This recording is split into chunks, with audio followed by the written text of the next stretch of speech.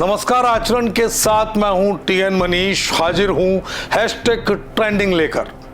हर साल 20,000 करोड़ रुपए का होगा नुकसान। सरकार ऑनलाइन गेमिंग विधेयक क्यों चाहती है? इस कानून के 3 भाग हैं जो डिजिटल गेमिंग को विनियमित करने के लिए नेशनल लेवल पर ऑनलाइन गेमिंग प्राधिकरण की स्थापना का सुझाव देते हैं। 20 अगस्त 2025 को दरअसल सरकार ने एक ऐसे मामले को आगे बढ़ा दिया जिस मामले से ज्यादातर लोग आत्महत्या तक पहुंच रहे हैं। देश में छोटे किशोर, युवा, तमाम तरह के लोग जो ऑनलाइन गेमिंग की लत का शिकार होते हैं, वो जब लगातार हारते हैं तो कभी घर वालों के डर से, कभी कर्जदारी के डर से सीधे तौर पर वो आत्महत्या कर लेते हैं, यानी मौत को चुनते हैं। लेकिन इसको लेकर सरकार ऑनलाइन गेमिंग विधेयक लाने की तैयारी कर रही है। इससे आखिर होगा क्या? दरअसल आज की डेट में अनुमानित 45 करोड़ लोग जुआ और सट्टेबाजी के खेल सहित ऑनलाइन गेमिंग खेलकर 20,000 करोड़ रुपए खोते हैं, जो ऑनलाइन गेमिंग विधेयक 25 के प्रचार और विनिमय से कुछ पहले लोकसभा में पारित कर दिया गया था। दावा किया जा रहा है कि ऑनलाइन गेमिंग विशेष रूप से वे गेमिंग जिसमें पैसा शामिल होता है, या तो दांव लगाने के लिए या सदस्यता शुल्क के रूप में खेल की विषय वस्तु तक पहुंचने के लिए एक बड़ी समस्या बन गई है, जिस पर कई सांसदों ने अपनी चिंता लगातार जाहिर की है। सूत्रों का तो यह भी दावा है कि सरकार को ऑनलाइन गेमिंग वेबसाइटों से मिलने वाला जो राजस्व लोगों को वित्तीय और मानसिक कल्याण के बीच जो चयन करना था, इसलिए उसने बाद वाले विकल्प को चुन लिया। प्रस्तावित विधेयक खेलों की लत, खेल संचालकों और डेवलपर्स द्वारा धोखाधड़ी और जुए से संबंधित राज्य कानूनों में व्याप्त विसंगतियों पर चिंता जता रहा है। गेमिंग प्लेटफॉर्म्स, खासकर पोकर जैसे असली पैसे वाले गेम पेश करने वाले प्लेटफॉर्म्स पर कड़ी निगरानी का प्रस्ताव भी दिया गया है। सांसदों की चिंता यह भी है कि इस तरह के ऐप्स का उपयोग धन शोधन और आतंकवाद को वित्त पोषित करने के लिए किया जाता है। सूत्रों के मुताबिक जो लोग ये गेम खेलते हैं वे पीड़ित हैं, उन्हें दंडित नहीं किया जाएगा, लेकिन उन लोगों के खिलाफ कार्रवाई की जाएगी जो वास्तविक धन वाले गेमिंग प्लेटफॉर्म को संचालित करते हैं, लेन देन की सुविधा प्रदान करते हैं। बीते सप्ताह अवैध सट्टेबाजी ऐप्स की संघीय जांच के संबंध में जुआ खेलों से अलग दिखने के लिए कौशल का खेल के रूप में उसको संचालित करते हैं। भारतीय कानूनों के द्वारा ये गैर कानूनी है। ये बाजार तकरीबन 8.3 लाख करोड़ रुपए का सालाना 30% की दर से इसमें लगातार इजाफा हो रहा है। भारत में अवैध ऑनलाइन सट्टेबाजी गेम्स और एप्स जो है खुलकर चलते रहे।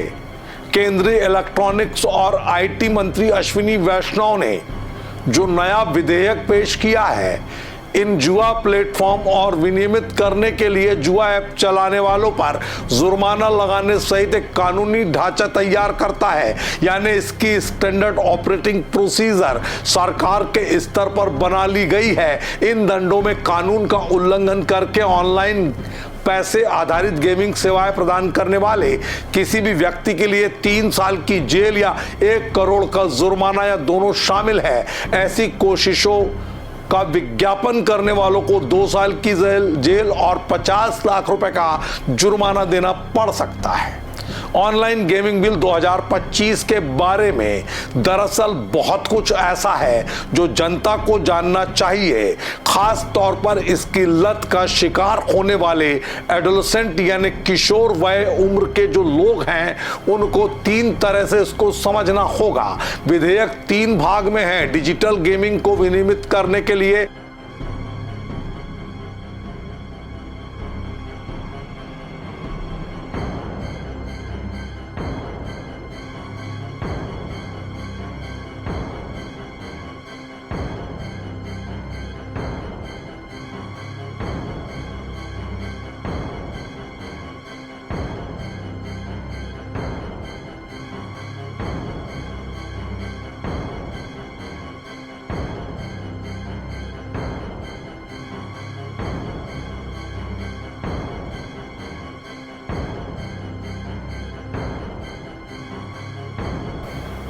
जबकि सरकार इस तरह की गतिविधियों को इजाफा करने और बनाए रखने के लिए धन आवंटित करने का इरादा भी रखती, जो ऑनलाइन गेमिंग उद्योग का 2/3 हिस्सा है। इससे नए तरह के रोजगारों का सृजन हो सकेगा। अब ऑनलाइन में सामाजिक खेल क्या है, तो आपको बता दें कि ई स्पोर्ट्स की तरह सामाजिक खेलों को भी कानूनी दायरे में लाने की पूरी कोशिश सरकार की है।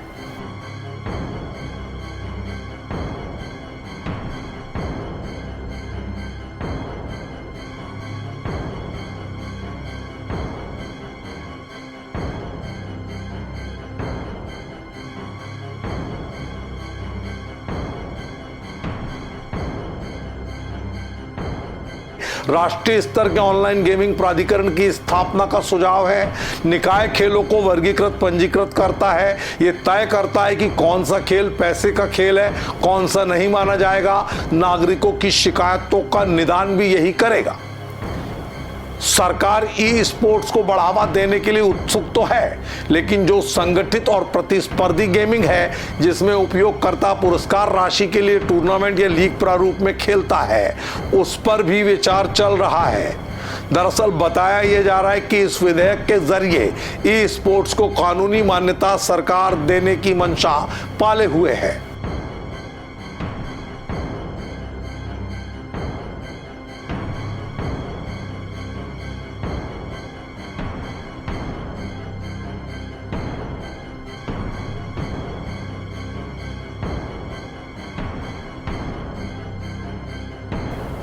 हम ये कह सकते हैं कि सरकार ऑनलाइन गेमिंग क्षेत्र में सख्ती बढ़ाने की तैयारी में है।